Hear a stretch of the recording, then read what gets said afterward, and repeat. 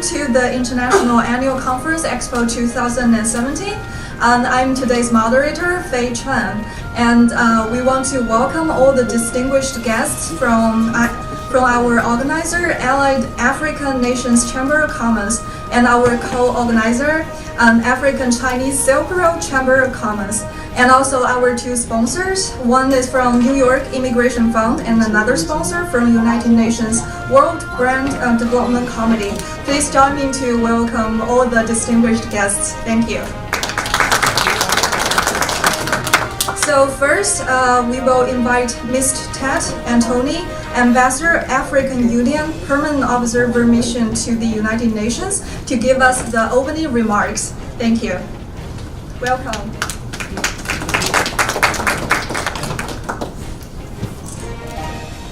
Good morning, everybody.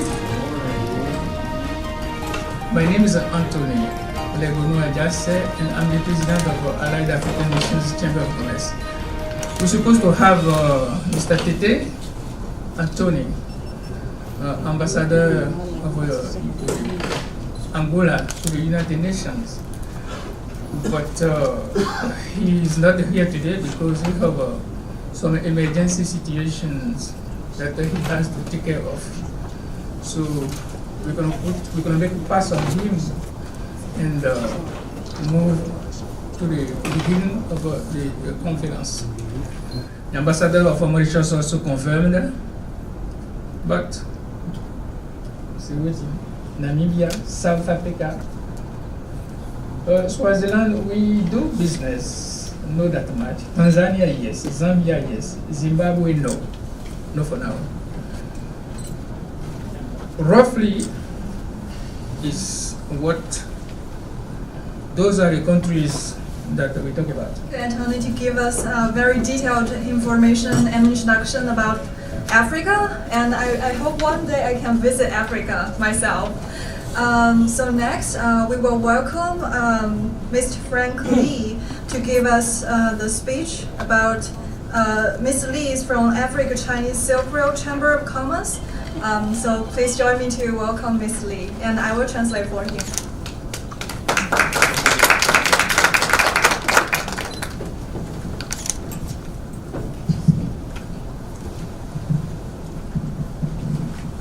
非常感谢来的嘉宾，感谢美国商务部派来的关心少数裔族的朱小姐，也感谢我们华盛顿过来的一些朋友，今天好像那个赛没有很多人还没来齐。 So first, I want to thank you, Mrs. Du, and also all of our guests who can make it here today. 今天其实是个好机会，共同开发第三国市场，也是我们首次来跟非洲商会来组织这个活动。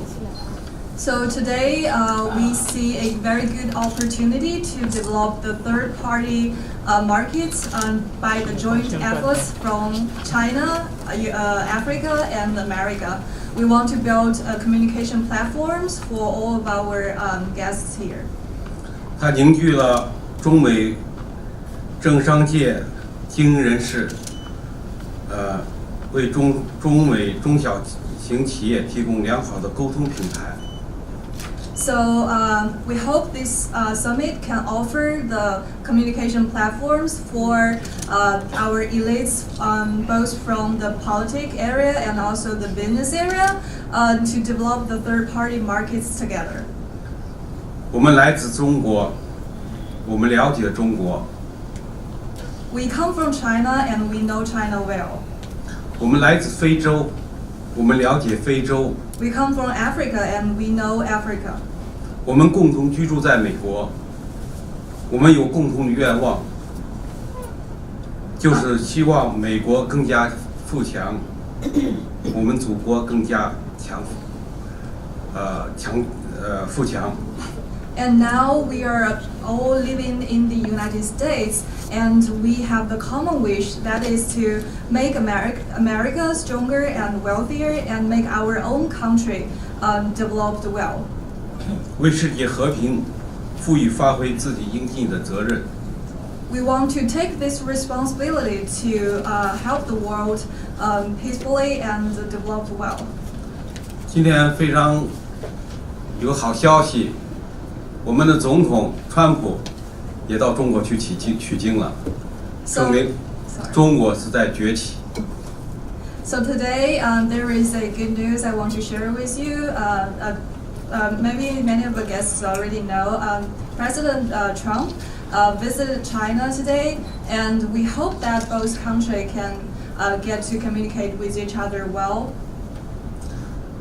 美国先进和中国崛起为世界和平赋予带来希望的基础。So the development of America and the rising strength of China bring the new hope and new peacefulness to the world. 但是美国有许多民粹主义者反全球化、反自由贸易，提倡闭关锁国思想，这不符合现代科学发展国家利益。But we also see that there are some populists in America who advocate for the anti-globalization and who advocate for anti-free trade. They want to self-isolation. This does not meet the common interests of all the countries and for our development of our technology and modern society. 我们要联合美国各个彝族热爱和平发展的人，积极推动中美合作，共同开发第三方市场的精神。So we want to unite all the people from different races to advocate the cooperation between China and the U.S. to develop the third-party markets. 就实现共商、共建、共享、共赢，建立人类命运共同体。So we want to build a systematic project which should be jointly built through consolidation to meet the interests of all. And the efforts should be made to integrate the development strategies of all the countries. 中国倡导"一带一路"建设，标志着从中国向世界开放，到世界向中国开放。So right now, China is promoting our One Belt, One Road initiative. That means China want to open ourselves to the world, and also the world want to cooperate with China. 除了中国有自己丝绸之路复兴计划和发展战略外，每个国家也都有自己的丝绸之路复兴发展计划的战略。So China has our strategy of the Silk Road, One Belt, One Road initiative, and we believe all the countries have their own development demands. 一带一路思想就寻求战略对接，我们生活在美国的侨民，就是要做好对接的纽扣。So for our Chinese Americans, what we wish and hope to do is to build this cooperation and build these communication platforms together.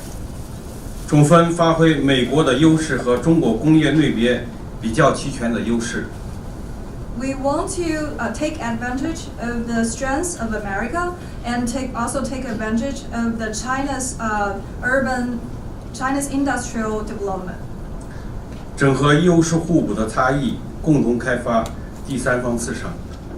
So we want to take advantage of our own benefits and to develop the third party together. 对居住国的法律标准和经济规则合理运用。So we want to help all the guests to understand the laws, the regulations, and the markets well of America and of Africa and China. 满足各国特色建设发展规划，为建立全球经济一体化的新型国际关系而努力奋斗。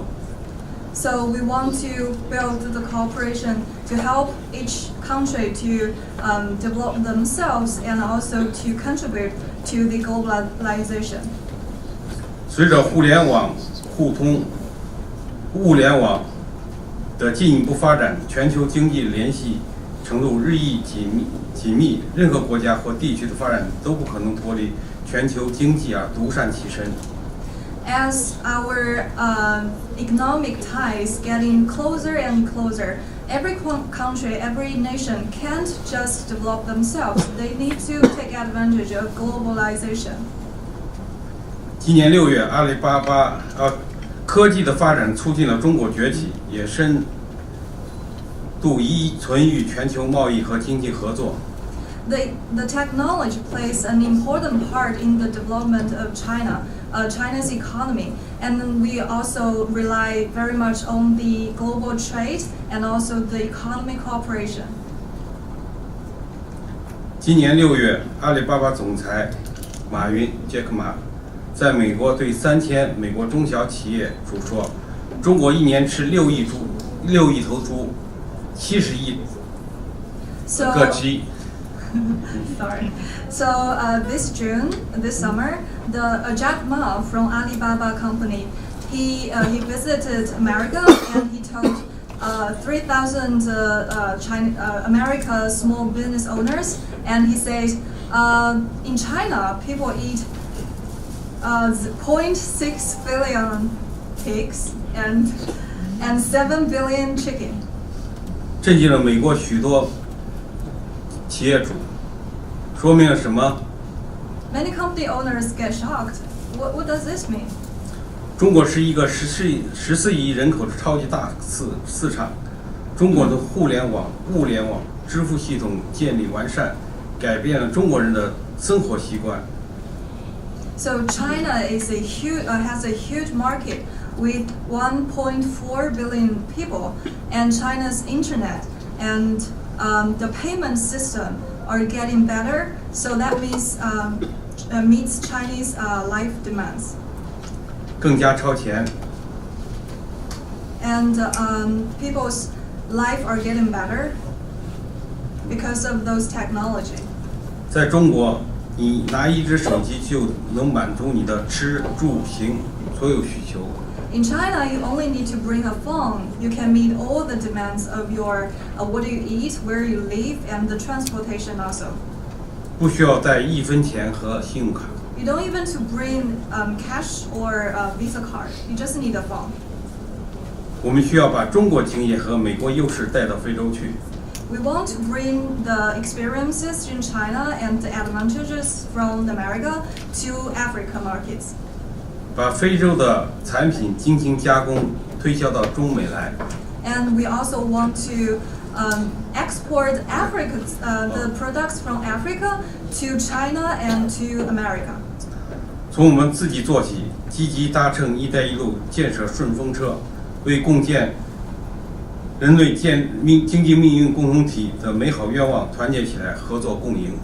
So we want to do it from ourselves, and we want to take advantage of the One Belt, One Road initiative, and we want to cooperate together to contribute to our country's economy and the future, bright future. 再次感谢，谢谢。 Thank you. Member of the Board Trustees from Allied African Nations Chamber of Commerce. Welcome. It actually started out in 2007. That was when it was first initiated by 5 African countries. And it was 5 out of 17 that had decided on the need for a Chamber of Commerce to fit the needs of the continent, which were very vast, and they needed their own chamber. So in 2008, President Ajasi incorporated the Allied African Nations Chamber in October. And since then, it has expanded to other countries. It started out originally with 17, and now I believe it's in 30, 34, 35. But the uniqueness about the chamber is that this chamber is actually the chamber that serves all those countries, and it is the requested chamber from the diplomatic community itself. So this is not a chamber that was just formed which embraces Africa. This was formed by African diplomats, and that's from New York as well as in Washington. So I wanted to just bring that history of the chamber to you, so this way you can know why the Allied African Nations Chamber would be different from any other chambers connected or associated with Africa. Thank you.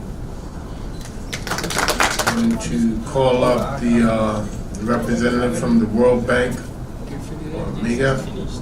Two main product, our two product lines, as I said, were political risk insurance and the non-honoring of sovereign financial obligations. How do we protect foreign investors going into an emerging market that they may not have a good idea of the regulatory environment, the government or that particular country may not have a consistent treatment of investor base over a number of years that may cause a board of investors to question whether they want their funds going into that market. So we've grouped the risk or the realm of political risk into four main risk buckets. And these span from what we call currency convertibility and transfer. A foreign investor going into, say, an African country is probably putting in hard currency money. They want the assurance that they will be able, in terms of if they are dividending out returns, divesting the company, if they have raised hard currency borrowing, that they will be able to repay and repatriate these funds in hard currency at the time they need to. This is an example, as I said, of the non-honoring. It's not applicable in a lot of in sub-Saharan African countries, so I'm not going to dwell on this. Our process is straightforward. But it really should start with a conversation with a member of MIGA, any member of MIGA. We are sectoral based, but we can always point you in the right direction. I'm happy to speak to anybody across all sectors to explain how we work, what the process is, and how we can essentially cooperate to provide and support investments going into sub-Saharan Africa. I think I'll end it here, and thank you very much for your attention.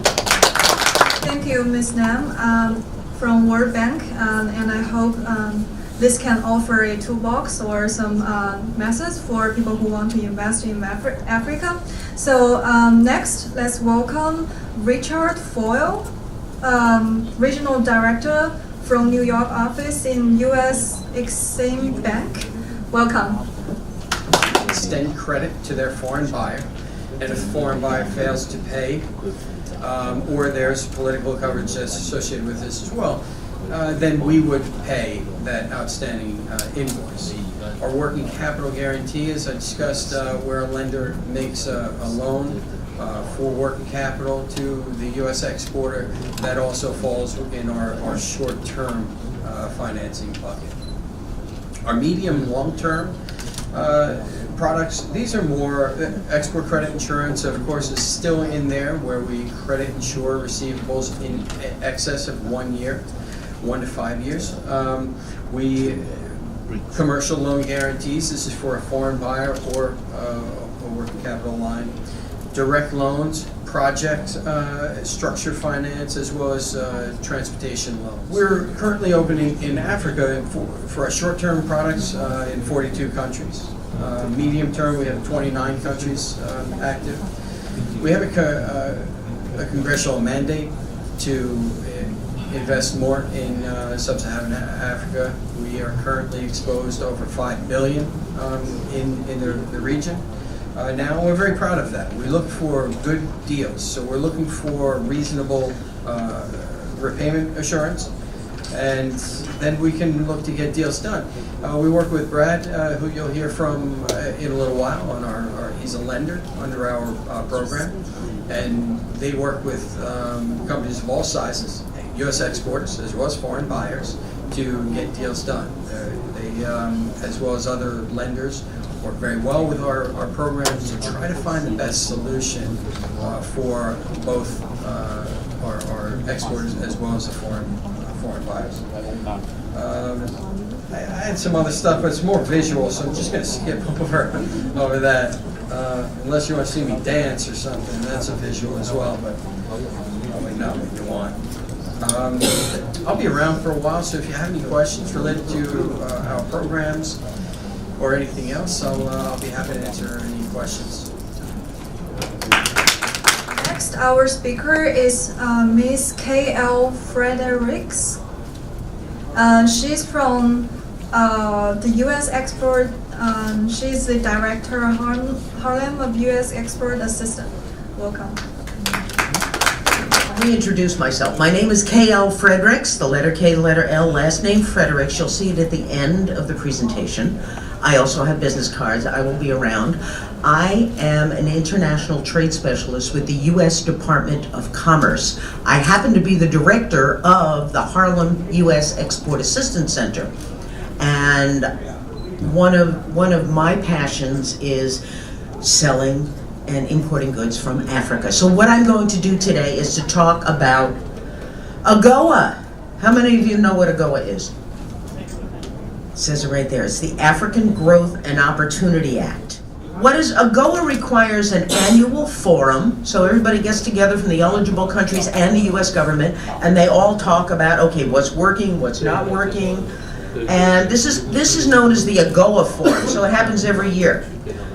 It's where the U.S. and the AGOA country officials discuss trade-related issues. And the goal, of course, of AGOA is to increase U.S. trade and investment with the region, to promote sustainable economic growth through trade, and encourage the rule of law and market-oriented reforms. So this is the way the U.S. government is trying to assist the countries in sub-Saharan Africa to grow economically and become more, quote-unquote, democratic. 300% to 4.2 billion. You can find many African products incorporated into food products that are processed here. You can find fashions that are actually different apparel, not only apparel, but also home furnishings that are on the market here in the United States. Just check your stores for country of origin. So growth this is a very important thing too, jobs. Always jobs. If you've got a job, your people are making money, they're happy, they're going to vote for you. All right? That's usually what the cycle is, right? That's what it is here in the United States. So growth in non-oil industries has spurred an estimated 300,000 direct jobs in beneficiary countries. That's pretty good. So leading non-oil exporters under AGOA include South Africa, Kenya, Lesotho, Mauritius, Madagascar, Tanzania, Ethiopia, Cote d'Ivoire, Ghana, Cameroon, Malawi, and Uganda. Check inside your garments. See the country of origin where your clothes are. These are resources. They were lined up differently. They were all the websites were over on the right side. Anyway, they are on the PDF. Maybe I should have shown the PDF. All right, so there's a whole Africa portal on export.gov. All right, you just need to click it and you'll be brought to another website called trade.gov, AGOA. The other important website that you need to look at is the AGOA info. So if you go to agoa.info, this is the website from the forum that will let you know about what's going on with AGOA, and it has guides and all types of resources that you can download.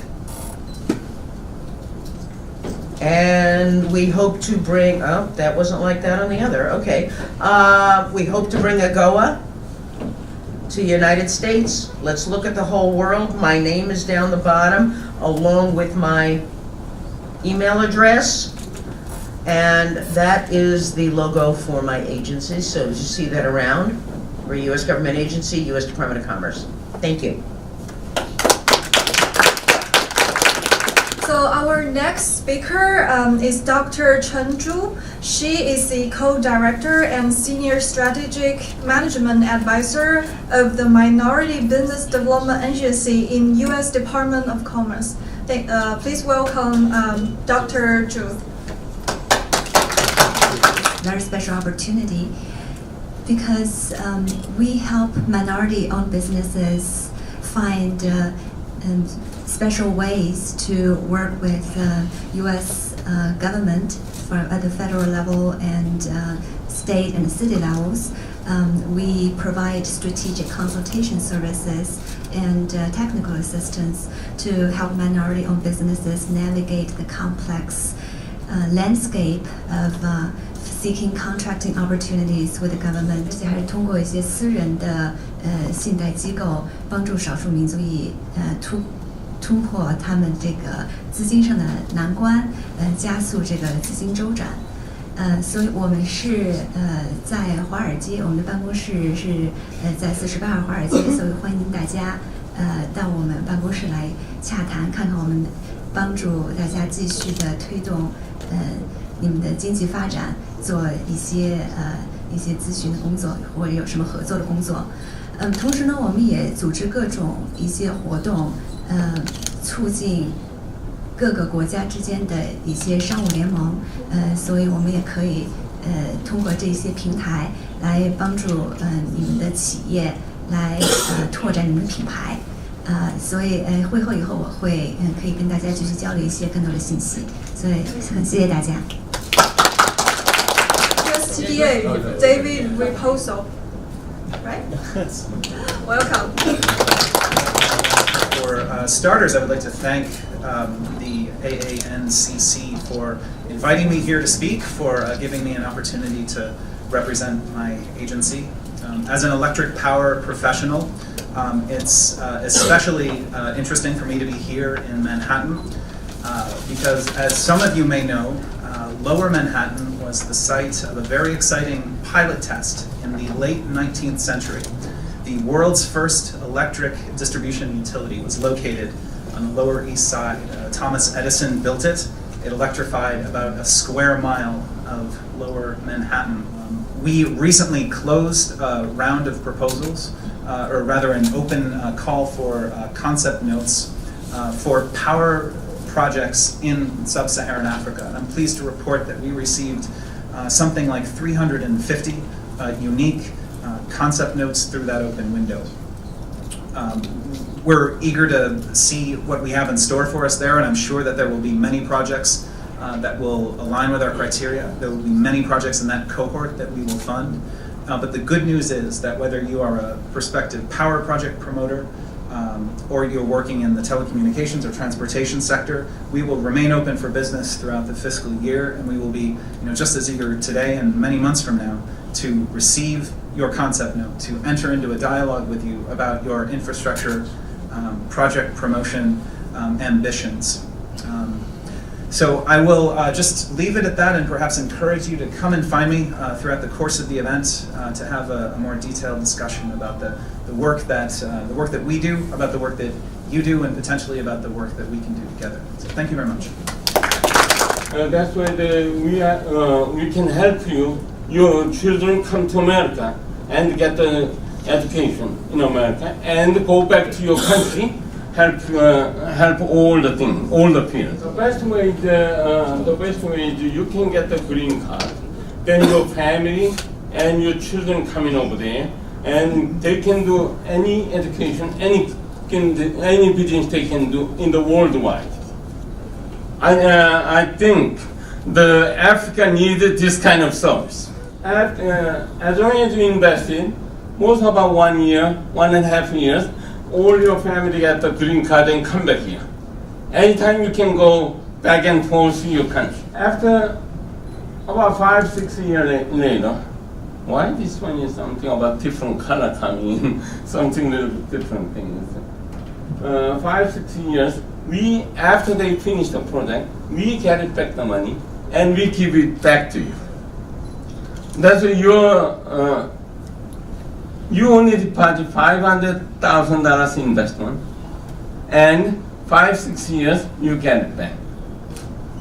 Then you get green card, all your family. Because before Anthony told us, a lot of people had the restriction of the visa. But after you get green card, you don't need anything. You just freely coming back and forth, use the business, you helping Africa grow, all the things they can do it. And you get the good education. That's why I can help you. In case you need anything, this kind of things, anytime you can come to us. Just name it, just simply the New York Immigration. You can website, you can find us anytime. Thank you. I will see you soon. So the process is that, you come to us as early as possible. We kind of advise on what kind of structure is going to be acceptable to EXIM, and we'll help put the documentation together, work through a term sheet, get the application into EXIM, and then after the EXIM approval, we'll issue the loan documentation and close that and disperse the loan. That's basically the outline of what we do. As I said, we're supporting U.S. manufactured equipment, many countries in Africa and around the world. And if you have any questions, please find me later in the event, and I'll try and answer them for you. Thanks very much. Variety of the waste. You see wood chips and hog fuel, construction demolition waste, rig mats and skids, crop waste, pallets and forest residues. We are talking now to some operations in Africa, rice growers. We're talking about using their rice hulls as fuel. We're talking about cashew nut growers to use those shells as fuel. Now, not everything be used as fuel. It has to have 50% moisture content or less. The chemicals in it are important, and the BTU value is important. So we're looking at all of those every time we're talking to someone about selling one of our units. Sometimes we will mix fuel. For example, we can mix wood chips or some other kind of fuel with what they have on site. And we have just recently, within the last month, formed a relationship with a company that sorts municipal solid waste. So now we can go to a place where they have a lot of municipal solid waste, commonly known as garbage. We don't use that word, but it is, and we have the equipment now to sort it, and we can sort it into recyclables, which can be sold, and at a very high return. On the left, the side of it where you have the air intakes. So that's about it. It is transportable. It's a fairly small unit. You can put it on a few trucks and take it any place. It has to be put on a concrete pad in a building. There has to be a building for the fuel. But that is all you need in infrastructure. And then, as we said, it can produce the electricity, the heat on the spot, or the electricity. So I've got plenty of cards. I've got booklets. Please ask me about them. And I do want to say, I said this before. I said, we are working in Cameroon, Senegal, working with people there. There's 60 of these units out functioning. Let me think, where else? Several other, Benin, and then in Philippines, Indonesia, Colombia, Mexico, Canada, just all over in any kind of climate, and wherever you have waste and need electricity or heat. Okay. Thank you very much. Thank you, ladies and gentlemen. Thank you, Anthony. I truly appreciate the opportunity to speak today. My background has been primarily in the food and agribusiness. I started my career many years ago with Dole Food Company, and I held key positions with Cornet Foods, and several other companies. I was at one time president and CEO of the technology division for Agway. Back then, Agway was one of the largest agricultural cooperatives in the United States. So I have over 35 plus years experience in agribusiness as well as in international trade. Besides in the food and agribusiness, we also represent other companies in medical devices, also in trash to energy. We work with a company called Tetra Tech that can do large-scale trash to energy projects as well. And I think we even work with the gentleman that just spoke on some of their products as well.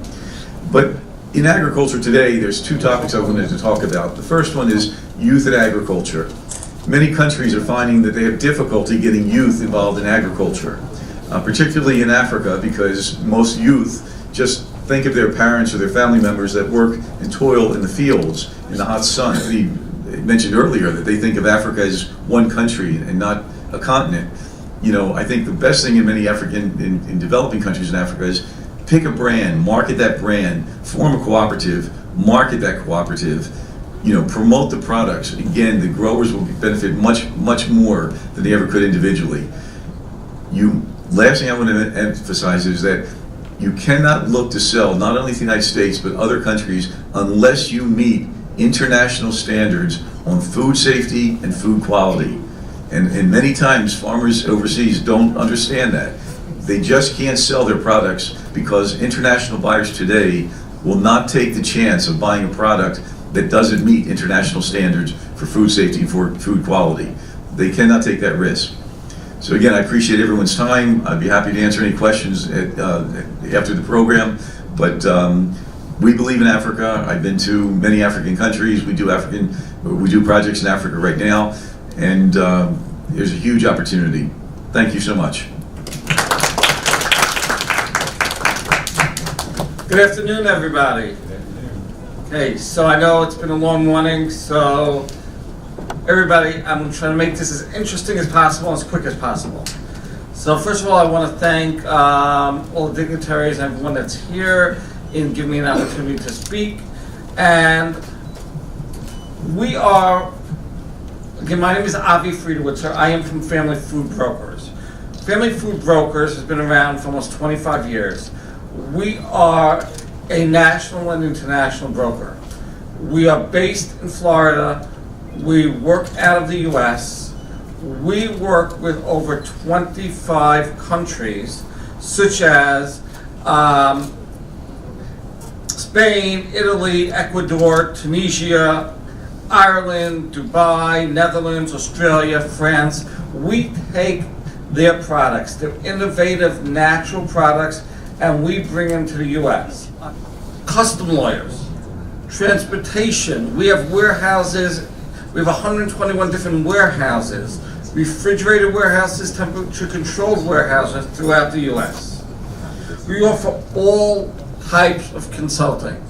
But the bottom line is, everything that we've heard here today, the only way it works is by building relationships. We're all about building relationships.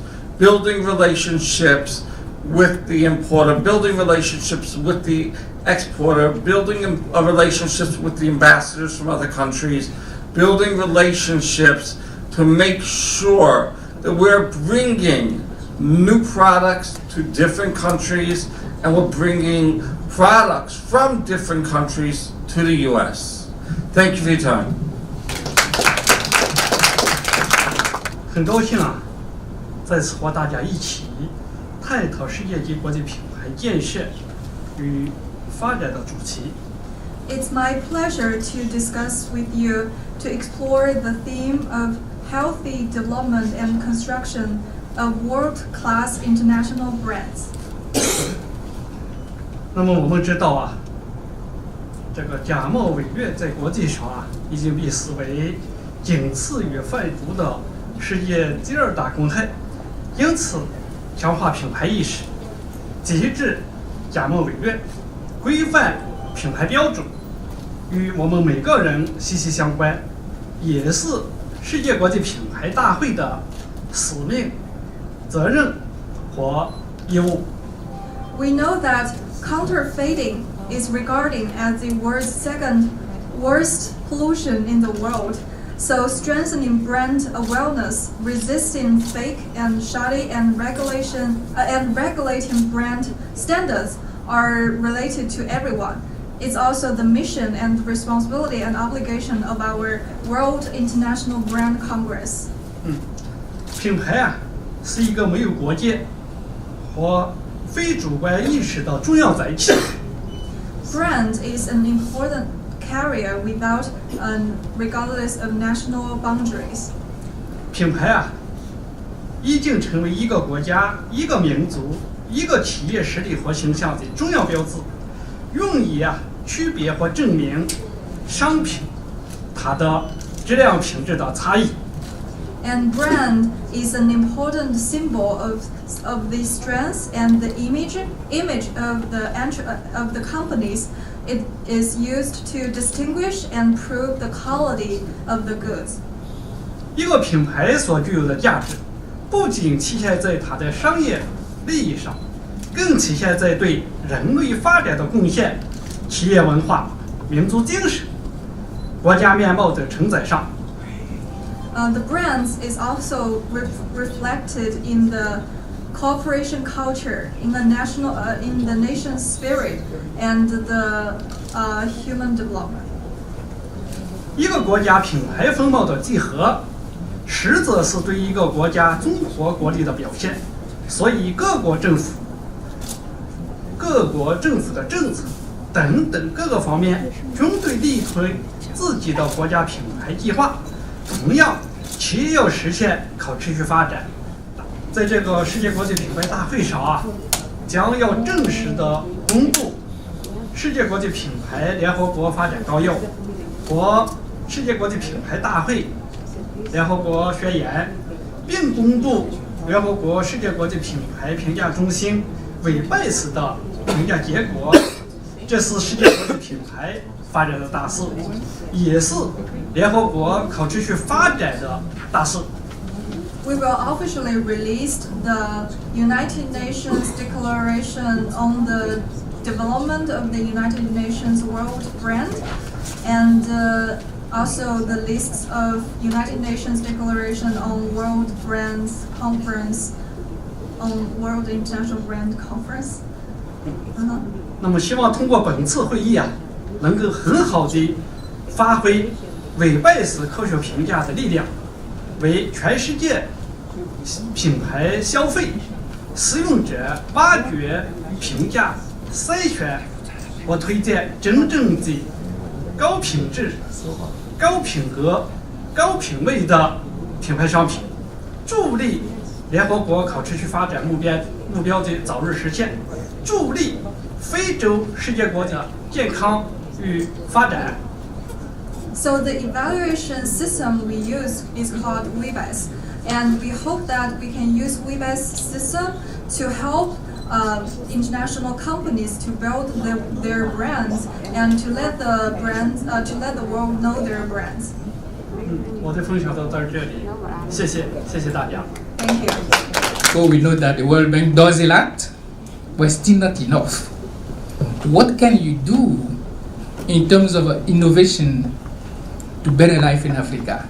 Even though already you have done a lot. Agriculture is a very strategic sector for the World Bank Group as a whole, and my agency in particular. We see it as a main jobs promoter. In some countries, agriculture can essentially account for up to 80% of the employment in that particular country. So it's a key sector we hope to focus on. We are limited within my agency to supporting foreign direct investments coming into a particular developing country. But how do we bring that connections, or those connections I mean, in terms of innovation so that people can be able to do better what they're doing in terms of agriculture? How do we do that? How do we put the connections inside of Africa? We are in the business of finding opportunities for U.S. businesses eager to take on very challenging marketplaces in emerging markets to tackle the development priorities in those host countries. And we are focused on many of the sectors that you identified as key to achieving that kind of development impact. Roads and civil infrastructure, we are active in that domain. For example, we're working in Senegal to try to improve port infrastructure. Lots of small businesses really need the seed funding to grow their businesses. So we're connected to a large number of angel investors and VC communities, and so we can help organize those business some pitch competitions to connect new businesses to those investors. We can take waste that's there and turn it into opportunity, and in many different ways. Now we have to look at what the fuel potential is, what the moisture content is, what the ash content is, if there are any other chemicals in it, and what temperature it can be combusted. We can vary the temperature a lot. For example, we can burn rice hulls where other combustion units where if they're burned too hot, because there are people evolved with hundreds and thousands of years have learned a lot. And sometimes development can't ignore that, and you get a lot of unintended consequences. Everything from invasive species. Look at the water hyacinth. Okay, and on and on. So that's my second of my first things. For instance, they export to the United States over $1 billion a year in fresh fruits and vegetables. Now, how do they do that? Well, first off, they're below the equator, so it's during our winter that we can have grapes, peaches, and plums and things like that. But many African countries are below the equator, so we do bring in some products from South Africa, for instance. But what they did, the government did in the 70s, is they built the infrastructure. They built the roads, they put in the electricity, they put in the ports. But they allowed the farmers and the entrepreneurs to do the farming. And as a result, like I said, they do over $1 billion a year. I look at it as a two-way street.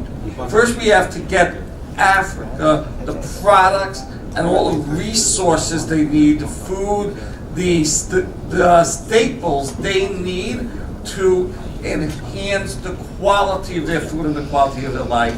But then we also have to make Africa some money, the African nation some money, by taking their products, again, that are true to them, that are innovative, that are one of a kind, and brand them, market them, and sell them to the U.S. There are so many opportunities in the U.S.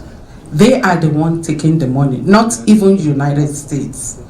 So by the time a person comes in with his or her cargo and is there for 1 month, 2 months, and sometimes they have to destroy it or send it back. So what is the encouragement that you give to an importer to go and bring other Africans to bring their stuff to United States? How can we resolve this? They all want things to bring in here. All the food are coming in here. Sometimes we go to seminars or the brokers educate us how to package it, what to bring, what not to bring. But on getting here, it gets to another thing. If the other people have something to contribute to America, then they don't need money to they come into. I only handle the EV5, very simple, for the over $500,000 owners, but they have tons of different projects. That's why they can come in different way too. But as long as I know, EV5, one of the easiest one. Just put the money and invest money, and you get the green card, all family. The allied African nations, and being able to move it to the U.S., you need someone that's familiar with everything, the logistics, the warehousing, the customs, and the legal side of it for that particular country. Because otherwise, I've had times that we're bringing in things from Australia, from Tunisia, that it's sitting there for 2-3 months, and it was already sold to a major supermarket chain, and by the time we could get it to them, they don't need it anymore. And A benefit that most minority business owners don't know is that many federal government agencies and the state and also city government agencies has a special minority business quota. Like they would have a certain percentage of the contracts designated to minority business owners. So if you're getting certifications, if your company is certified as a minority-owned business, then you can be put into a select pool of those vendors, and then you will face less competition. You will be in a smaller pool.